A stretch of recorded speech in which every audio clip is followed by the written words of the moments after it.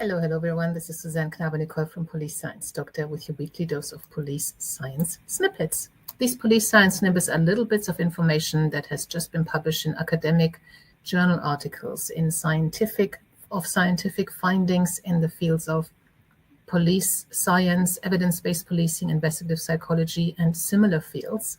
And I have tried to find three little nuggets, extracts that could be practically put into practice and implemented or thought about and considered straight away, hopefully in your roles.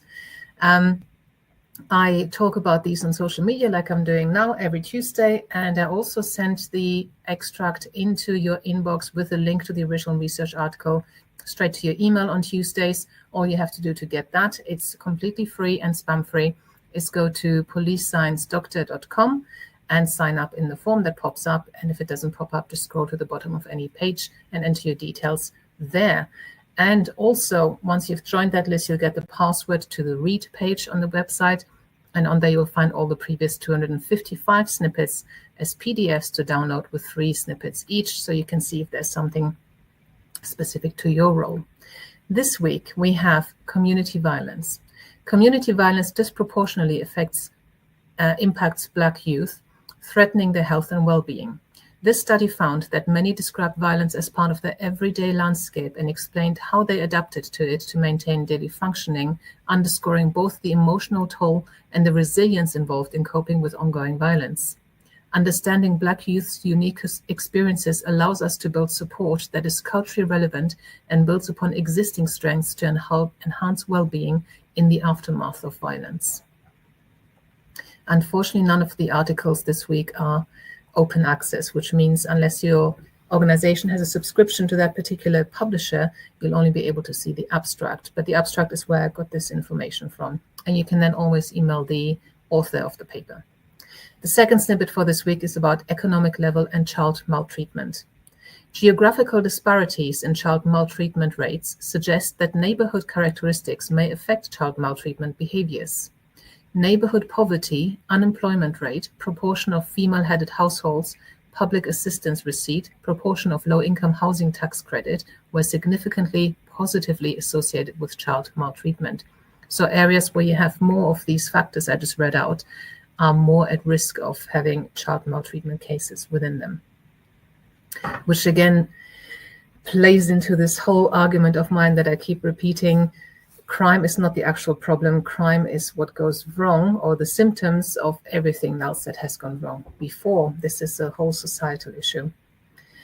And the last snippet for this week is about the primacy effect for parole.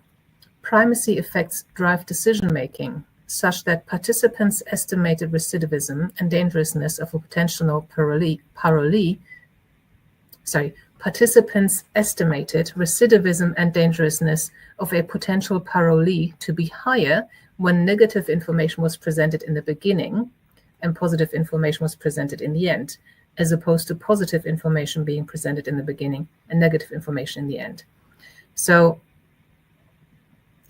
when you have the negative information mentioned first, anything that's mentioned first is called the primacy effect. It activates something and you already start building an opinion before you hear the rest of it. If you have the negative information in the beginning, then your chances of parole are less likely. And if you have the negative information in the end and the positive in the beginning, that, hang on, did I get that right?